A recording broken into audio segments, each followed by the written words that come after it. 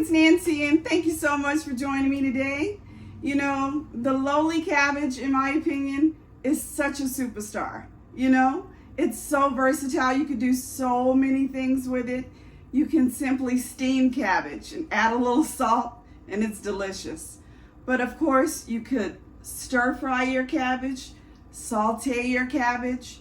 In Southern cooking, cabbage is, again, such a superstar with a little bit of ham or bacon. It's just an incredible, versatile vegetable. You could add it to stews. You know, it's just, like I said, coleslaw. The list goes on and on. Cabbage, again, for such a inexpensive and kind of lowly vegetable. I say lowly only because you could find it everywhere, right? It's not, you know, exclusive to certain areas. It's a global vegetable. It's grown all over the world. A humble vegetable is probably what I should call it. It's just, like I said, a superstar. It's so versatile. You could do so many things with it. And I had never heard of today's recipe before. And I was blown away when I found out about it. A cabbage souffle, almost like. Are you kidding me? And I just could not resist making it. Let me tell you a little bit more about it. So the cabbage casserole, not souffle, but it could look like a souffle because it rises, is made with a little bit of baking powder, which causes it to rise. And you add a little bit of cheese on the top. And so that's what makes it kind of like a casserole. But today I'm gonna kind of shorten my ingredient list. I've seen it before with a little bit of baking powder and flour and sour cream, that kind of thing. But I'm gonna reduce my ingredient list with self-rising flour. So I wanna bring you my version of a cabbage casserole, and I wanna know what you think. I was blown away. You wanna see how it goes? Let's go. Okay, let's start with our ingredients. Of course, you're going to need a head of cabbage. You're also going to need a little bit of sour cream or cream cheese. It's kind of up to you. I have light mayo. I have 1 egg. I am using self-rising flour for this recipe. And I have mustard, shredded mozzarella cheese, black pepper. I am also using a little bit of this Creole seasoning that I love. Use whatever seasoning that you prefer. I'm using a little bit of table salt and some cooking spray. All right, I have another ingredient I'm sure I'm going to add a little bit down the road here, and a little bit of garlic. All right, let's start by shredding or cutting this cabbage. I'm probably going to use about a half a head of a medium-sized cabbage. And this will serve maybe 4 or 5 people. So just make sure that you cut your cabbage into shreds. And you know, a time saver would be, of course, buying you a bag of shredded cabbage. You could find that everywhere these days. All right, I'm going to go back over my cabbage and just give this a quick chop. And then I'm going to go ahead and rinse my cabbage because, you know, you don't get to do a thorough job of the cleaning of your cabbage when it's in the whole form. So I'm going to go ahead and add it to my strainer here and just give it a quick rinse. And then I'll be back and we can finish working on this recipe. All right, now that I've gotten my cabbage cleaned and strained, I'm going to go ahead and just kind of give my cabbage a little bit of a tenderizing, right? So this step is just to kind of ensure that once my cabbage casserole goes in the oven, that it gets very tender on us, and just a little extra step that I have seen some folks that prepare it do. You don't have to do this, but again, just some of the bigger pieces, it breaks it down and make sure that everything is very tender, and it creates a nice tender bite when you bite into your cabbage casserole. So, all right, let's go ahead and chop my garlic up. You know, I love garlic in everything. If you don't like garlic, don't worry about it, but it worked really well in this cabbage casserole. And so I went ahead and gave it a rough chop and added the garlic here. You know, it's something about the depth of flavor. A few cloves of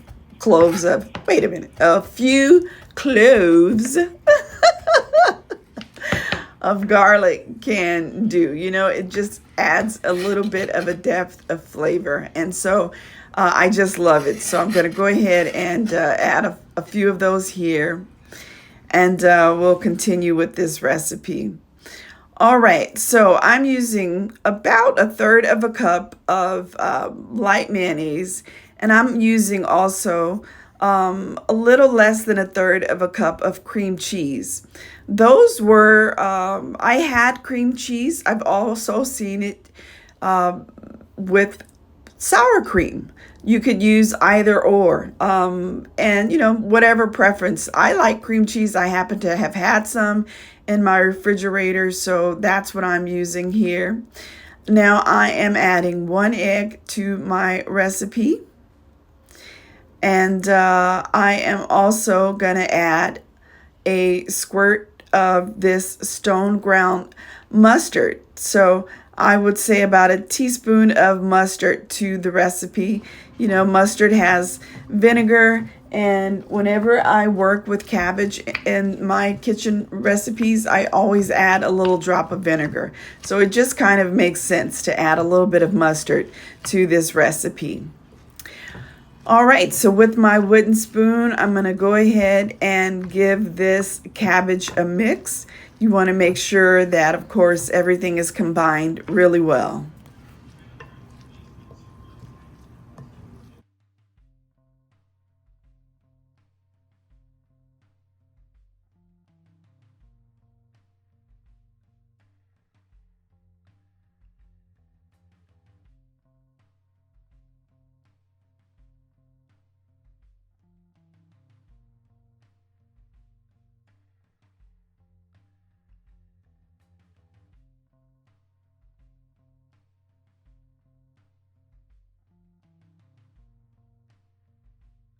Now here is the ingredient that I knew would be coming a little later down the line. Parmesan cheese. This is a great little addition to this recipe. It just adds a little bit of that, I don't know, saltiness, a little bit of that bite, you know, because of the Parmesan. So I'm going to add a couple of tablespoons of that Parmesan cheese, and it's just the Kraft Parmesan cheese. All right, and now let's go ahead and add our flour. So this recipe can call for, you know, a couple of tablespoons of regular flour, baking powder, baking soda. But to avoid all of that, I'm just using 2 tablespoons of self-rising flour because everything is already inside, you know, so it will rise on its own. So 2 tablespoons of the self-rising flour along with that egg that we used, it will create the perfect, you know, mix to ensure that that casserole gets a nice fluffy texture on us. It will rise in the oven. Really nice. Okay, I'm going to go ahead and season this casserole up with my black pepper. You know, I always say that you are the cook. You season how you like. This is that Creole seasoning. I recently visited Houston, Texas, and I love shopping in grocery stores wherever I travel because I'm always running across a seasoning or, you know, a new product that I don't see in my local grocery stores. And this Creole seasoning was one of them. And I have really enjoyed working with it, you know, just things like cayenne pepper, paprika, garlic powder, a really good mix of ingredients in this Creole seasoning. And I've really enjoyed it.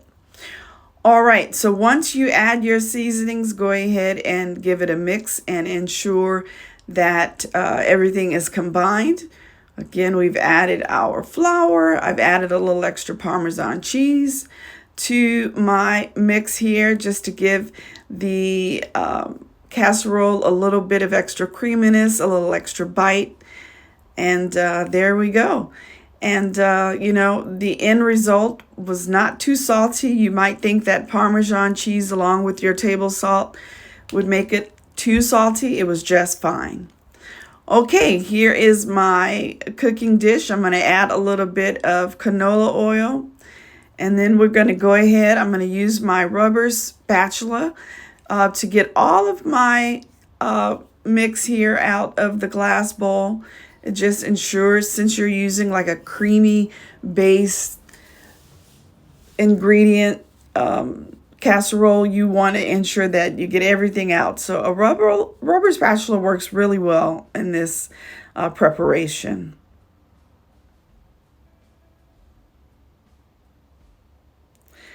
All right, there we go. Just spread it evenly.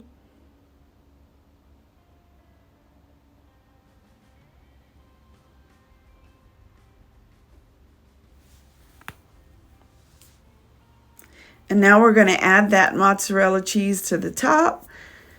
So this is a part skim mozzarella cheese, and I would suggest using something like a mild cheese, a Havarti, a Gruyere mix would be really delicious in something like this. So use some of your favorite cheeses here on top. This is what I had, and it worked really well. So go ahead and add your cheese here. I would say that this was about a little under a half a cup, I'd say, of cheese. Place it on top. I prepped my oven to 350. Looks really good. Well, actually, that's not quite a half a cup, but use as much as you'd like. Maybe that's a third of a cup. So another third of a cup of cheese. You don't want too much, but enough to where, of course, you can taste it. But that looks awesome. Preheat my oven to 350. And I cooked it for about 15 to 20 minutes. Keep an eye. You don't want to brown it too much. But there it is, right out of the oven. It looks incredible. Look at that. This is such a great side dish, Cabbage is just, ubiquitous. It's everywhere. You always have it, it seems like, in your crisper. You could make this in no time and have it as a great side dish for dinner, I know these are the summer months. It's not really casserole time, but it doesn't cook very long in your oven, and it's something that you could again make very easily. The fall is coming. This is a wonderful recipe for the fall. And here it is, my cabbage casserole. I loved this dish, and it freezes well, by the way. You could certainly make a few servings and freeze what you have left over. And the next time I prepare this dish, I'm totally adding some kielbasa sausage, like turkey sausage, to this recipe and making it a complete meal because it was just that good. You got to give it a try. So yummy. Look at that. Creamy. And good for you too, because of course cabbage is very nutritious and filling. I really enjoyed this recipe. I hope that you give it a try.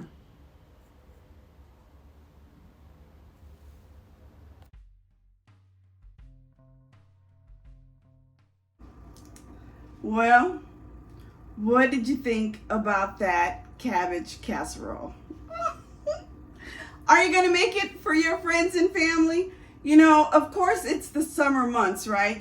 Folks don't want to be using their ovens, but for something like that, let's say you're going to have a little dinner party, it might be worth it, or save it for the fall, because it is so worth it in my opinion. And again, this is something that a little could go a long way. It could probably, sit in the fridge for a couple of days, set up nicely, a prepare in advance kind of thing. And you could probably even freeze it and come back to it later if you want to have some down the road. Say, for instance, you don't get through it all and maybe you live alone or just a couple of you in the home and you made a little bit too much. You might be able to freeze it and come back to it.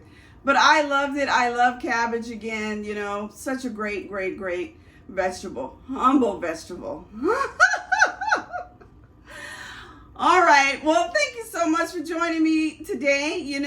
If you like the recipe and you like my channel, please go ahead and hit the thumbs up, subscribe, and I really would appreciate that. All right. Until the next video, take care, guys. See you. Bye.